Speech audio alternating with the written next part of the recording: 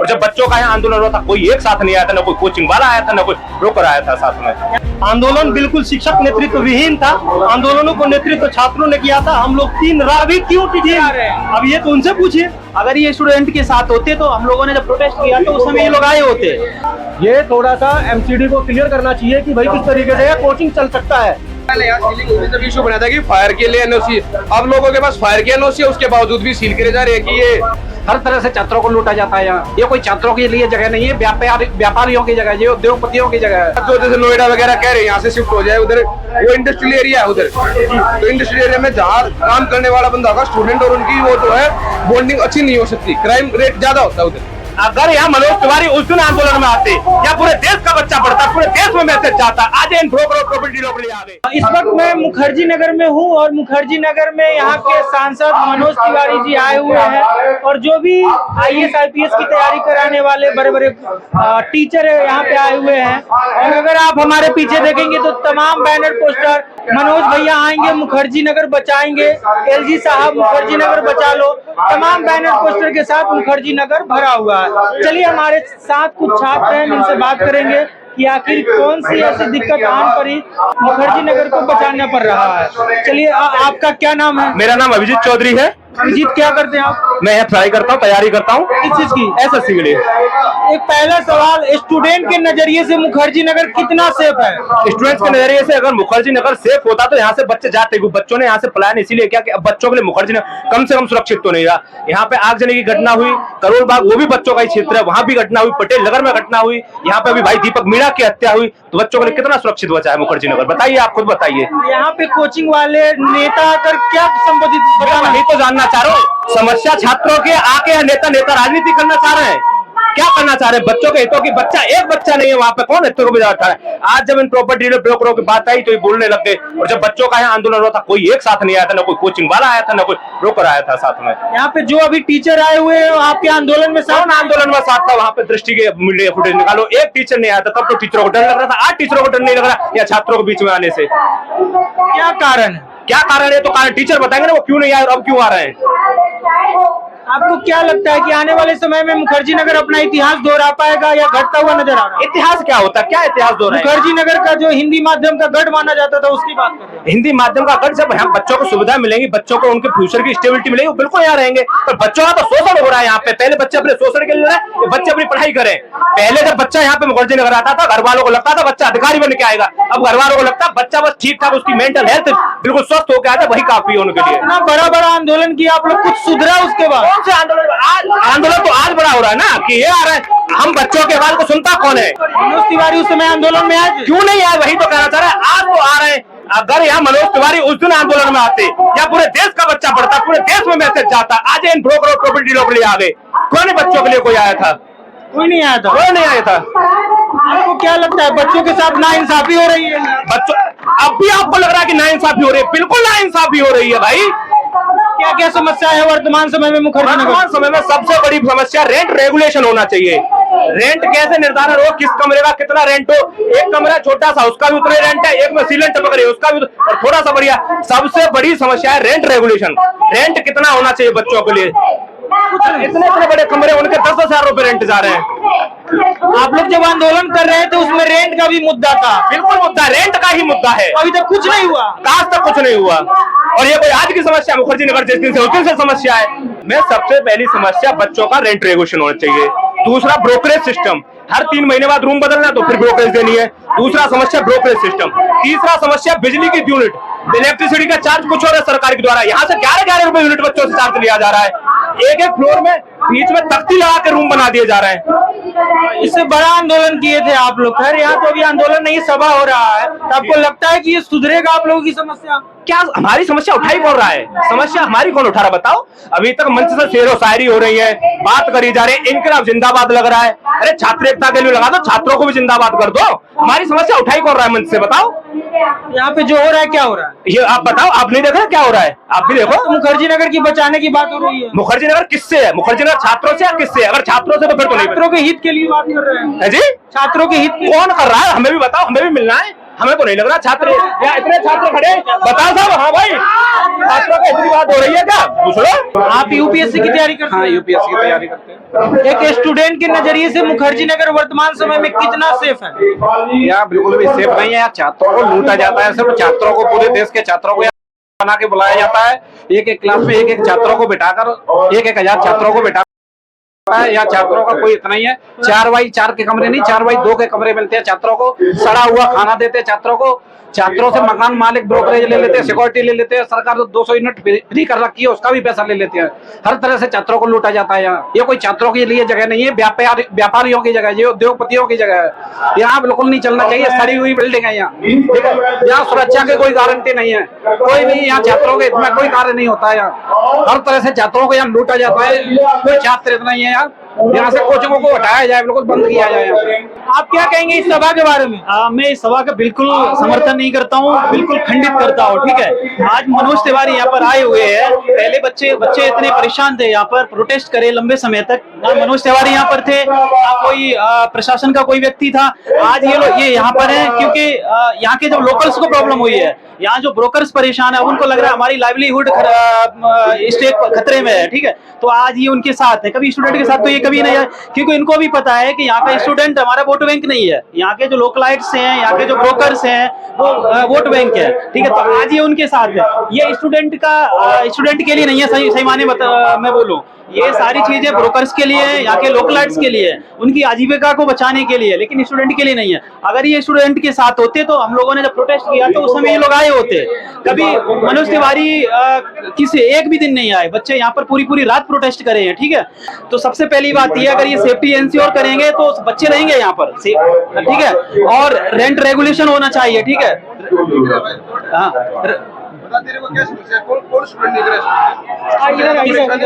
इधर आइए। स्टूडेंट परेशान, कोई स्टूडेंट सपोर्ट नहीं कर रहा। परेशानी स्टूडेंट है। मैं कह रहा हूँ स्टूडेंट जिन बच्चों का भी एग्जाम था, सीजल के हैं और पता नहीं किसकी चीज के एग्जाम, परेशान नहीं वो। पता नहीं मैंने क्या बोला, ठीक है। हाँ। बच्चा कोई सपोर्ट नहीं कर रहा। मैंने ये सुना, आप ये कह रहे हो कि जो बच्चे हैं, जो स्टूडेंट है, वो सपोर्ट में नहीं है। नहीं, मैं ये कह रहा हूँ भाई सेफ्टी जरूरी है, समझ रहे हैं कि नहीं? सीलिंग तो के लास्ट हो रही है उस चीज का। सीलिंग नहीं, 1.5 महीने से कोचिंग चल रही है। मैं उस पर भी आ रहा हूँ। बच्चों का खर्च उतना ही है भाई। घर से जो पैसे आ रहे हैं, खर्च हो रहे हैं। अच्छा, लाइब्रेरी में जाते हैं, पैसे जमा कराए, सील हो जाती है अगले दिन। उनमें भाई उनकी क्या गलती है? एग्जाम है जो बिल्कुल एग्जाम है, सही बात। चक्कर में यार अपने इशू बनाए जा रहे बेफिजूल में। चुनाव नहीं लड़ने जा रहा है कोई विधायक, हम भी स्टूडेंट ही है, ठीक है। मुझे पूरी बात करने दीजिए। सबसे पहली बात ये है, आप बोल रहे थे कि जो अभी टीचर, जो मंत्री यहाँ पे आए हुए हैं, नेता आए हुए हैं, हमारे आंदोलन में उस समय साथ नहीं थे। बिल्कुल, प्रोटेस्ट में कोई भी नहीं आया था। बच्चे प्रोटेस्ट करे यहाँ पर, ठीक है। और यहाँ रिपीटेटिव चीजें हो रही हैं। ये पहली कोई घटना नहीं है। ये करोल बाग में जो घटना हुई थी, पिछली लास्ट ईयर यहाँ भी कई घटनाएं हुई थी। कोई ना मनोज तिवारी यहाँ पर कभी आए, ना कोई, ठीक है। फायर वाला इंसिडेंट हुआ था तो मनोज तिवारी आए थे लास्ट ईयर तो आए भी थे। हाँ बताइए, क्लासरूम 1,000 बच्चे क्लास में बैठ रहे हैं, बेसमेंट में क्लास चल रही है। भाई मुझे मेरी बात रखने, ठीक है, ठीक है। करोल बाग की घटना क्लासरूम पहले ही चल रही है। नहीं, क्लासरूम क्या बदला? आप बताइए, बदला क्या?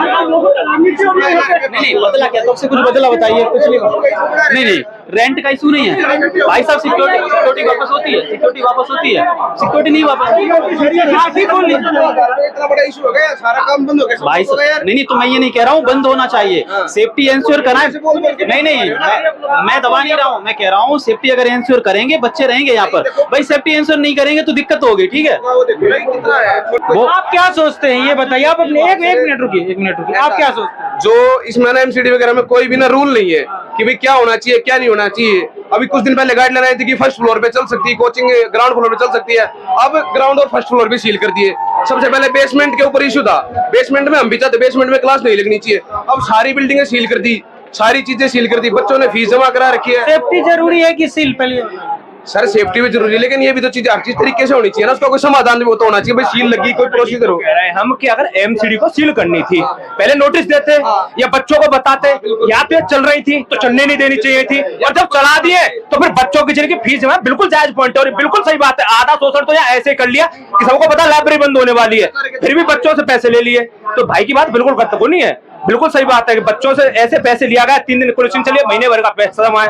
तो ये समस्या है, पहले क्यों नहीं बंद की गई? पहले सुरक्षा नॉर्म्स क्यों नहीं देखे गए, अब देखे जा रहे तो क्यों ऐसा हो रहा है? सबसे पहले यहाँ सीलिंग हुई थी जब इशू बना था कि फायर के लिए एनओसी, अब लोगों के पास फायर की एनओसी है, उसके बावजूद भी सील करे जा रहे हैं कि ये जो पता नहीं 2002 का कब का वो रूल रेगुलेशन निकाल के कि उसके हिसाब से 160 गज का नहीं होना चाहिए, पता नहीं क्या क्या है, वो सारा पैसों का चक्कर है। सीलिंग हो जाएगी, पैसे खिलाओ, फिर सीलिंग खुल जाए, उसमें हम पिस रहे हैं। वर्तमान समय में मुखर्जी नगर को कितना सुरक्षित मानते हैं? ये बोल रहे हैं कि अभी सुरक्षित नहीं है, आप कितना सुरक्षित मानते हैं? देखो सर, ऐसा तो कुछ नहीं कि सुरक्षित नहीं है, जो इनके अल्टरनेटिव दिखाए गए ना, जैसे नोएडा वगैरह, वहाँ के मुकाबले तो यहाँ की कानून व्यवस्था और चीजें, बहुत चीजों में फर्क है। मानते हैं सुरक्षित? बिल्कुल सुरक्षित है जी, सुरक्षित है, बिल्कुल सुरक्षित है। सुरक्षा किस बात से पूछ रहे हैं? बच्चे यहाँ बच्चे असुरक्षित, यहाँ बच्चे क्रिमिनल तो है नहीं, बच्चे यहाँ क्रिमिनल तो है मेरा नहीं। बात तो सुन लीजिए आप। बोलो। अग्नि से सुरक्षा, करंट से सुरक्षा नहीं है, नहीं है, नहीं है, बिल्कुल भी आपको नहीं। क्या लगता है? करंट की सुरक्षा देखो यार, तुम यहाँ देखो यार, लैब देख लो तुम। जो नीलेश के साथ हुआ, जो बेसमेंट में क्लास चल रही थी, मैं उसकी बात। हाँ, तो वो कहाँ सुरक्षा?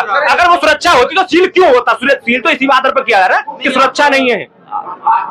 स्टूडेंट की वजह से आपकी इकोनॉमी चल रही है, ठीक है। यहाँ पर जो टीचर्स हैं वो करोड़ों सवाल और बताइए, एक सवाल हम आप करोड़ों का टर्नओवर है, क्या वो सेफ्टी को इंश्योर नहीं कर सकते हैं?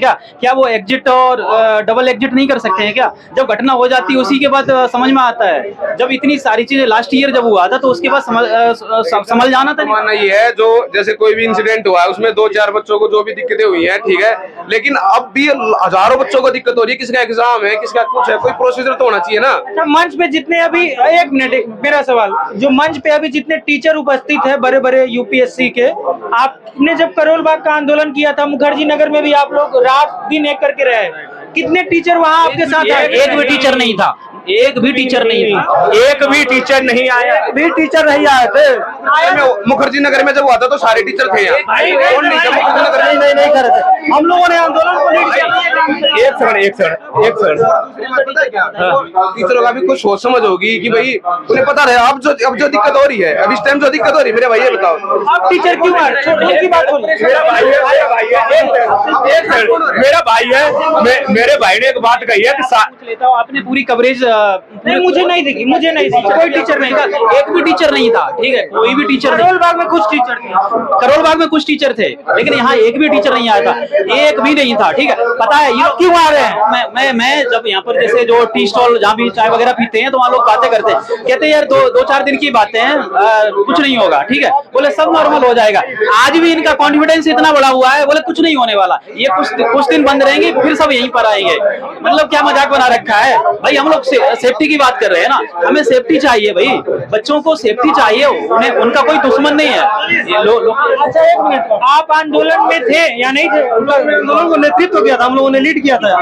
एक भी टीचर नहीं थे, किसी आंदोलन बिल्कुल शिक्षक नेतृत्व विहीन था। आंदोलनों को नेतृत्व छात्रों ने किया था। हम लोग 3 रात भी क्यों टीचर आ रहे हैं? अब ये तो उनसे पूछिए, ये तो उनसे पूछिए। आप क्या सोचते हैं? हम लोगों को तो लग रहा है कि ये शिक्षक जो है ये लोग ही संरक्षण दे रहे हैं। छात्रों की हत्याओं के पीछे इन लोगों को ही हम लोग मानते हैं।